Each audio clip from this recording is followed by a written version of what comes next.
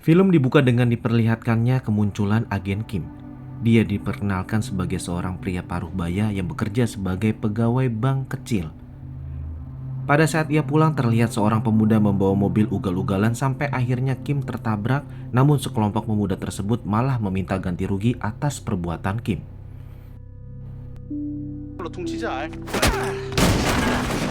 Pada pagi harinya kehidupan kembali seperti biasa saja. Agen Kim ini di mata lingkungan sekitar dan rekan kerjanya, ia hanyalah seorang ayah tunggal berkacamata yang tampak lemah, pasrah, dan sangat menyayangi putrinya yang bernama Minji. Setelah membuatkan masakan untuk Minji dan dirinya, Kim langsung membangunkan Minji yang terlihat tidak bersikap ramah dengannya. 밥 좀 안 먹으면 누가 아빠한테 욕이라도 하냐고. Saat Minji di luar, tiba-tiba seorang datang dan menanyakan tentang keadaan ayahnya karena tadi malam ayahnya sudah dihajar oleh preman. Tapi Kim dan anaknya tidak menghiraukan ucapan orang tersebut.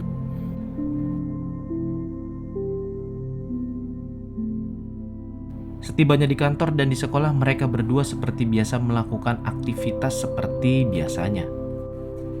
Kemudian Kim melihat ada kejanggalan pengeluaran di salah satu rekan kerjanya yang bernama Tuan Kang. Tapi karena kejadian itu, Kim disuruh untuk membuat laporan palsu kalau laporan itu dituliskan untuk pengeluaran kantor. Di saat bersamaan, Kim teringat tentang kejadian semalam dan dia juga ingin memberikan alat itu untuk anaknya. Lalu tiba-tiba Sang A datang menawarkan kalau dia mau menemaninya untuk mencarikan alat perlindungan diri untuk anaknya setelah pulang kerja. Sementara di sekolah, Minji diperlakukan tidak menyenangkan oleh teman sekelasnya, tapi tiba-tiba Kim Na-hun datang untuk menemui Hyeri bukan dirinya. Dan dari sini kita tahu kenapa Minji tidak suka dengan ayahnya, karena hal itu membuat Minji terus dibully oleh geng Hyeri. Di sisi lain, Kim dan Sang A setelah pulang kerja langsung ke mall untuk membelikan hadiah ulang tahun Minji. Tapi setelah membelinya, Kim merasa hadiah ini tidak cocok untuknya karena hadiah baju ini sangatlah mahal seharga 500.000 won. Namun Sang A terus membujuknya agar baju ini diberikan kepada Minji agar hubungan mereka kembali membaik.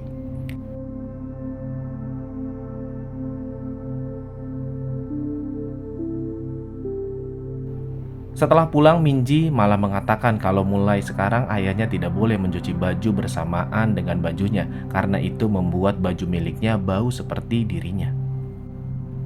Lalu saat Minji berada di kamarnya sendiri, dia kepo dengan akun Kim Na-hun dan malah ini yang terjadi.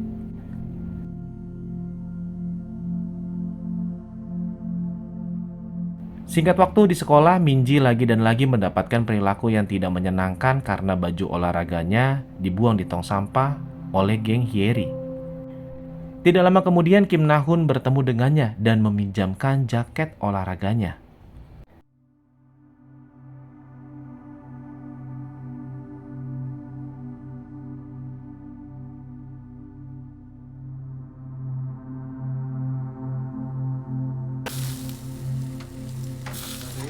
Selanjutnya, agen Kim setelah beberapa tahun tidak menjalankan tugas mereka berkumpul dengan teman-temannya. Tapi salah satu temannya bernama Jin Cheol tidak bisa menahan amarahnya ketika preman bersikap kurang sopan dengannya sampai akhirnya.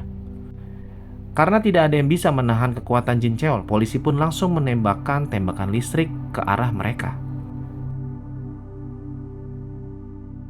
Saat tiba di sekolah, Minji mencari Kim Na-hun hanya untuk mengembalikan jaket, namun kedekatan mereka membuat Hyeri cemburu sampai Minji mendapatkan masalah dan dia pun langsung ditampar berulang kali karena sudah menggoda pacar Hyeri sampai akhirnya.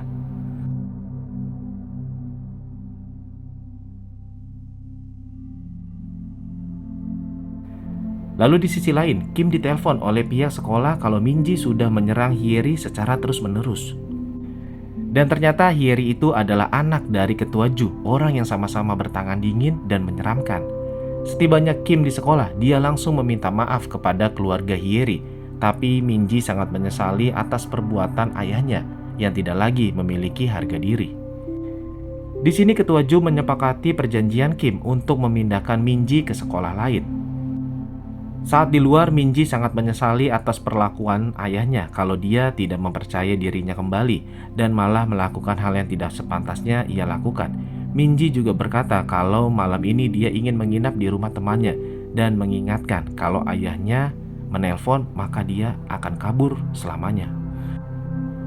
Merasa sangat bersalah, Kim langsung datang ke tempat Abu mendiang istrinya, Im Yujin. Singkat waktu saat Minji di jalan, dia diminta untuk bertemu Kim Nahun di pintu belakang sekolah. Kembali dengan Kim terus menelpon Minji tapi terus tidak ada jawaban sampai akhirnya Kim memutuskan untuk mencarinya di sekolah. Dan akhirnya Kim bertemu dengan Kim Nahun. Dia mengatakan semuanya kalau itu perbuatan dari seorang preman. Setelah mencari keberadaan anaknya, Kim menemukan jejak dari Minji dan pengikat rambut milik Yeri di tempat bangunan terbengkalai di belakang sekolah.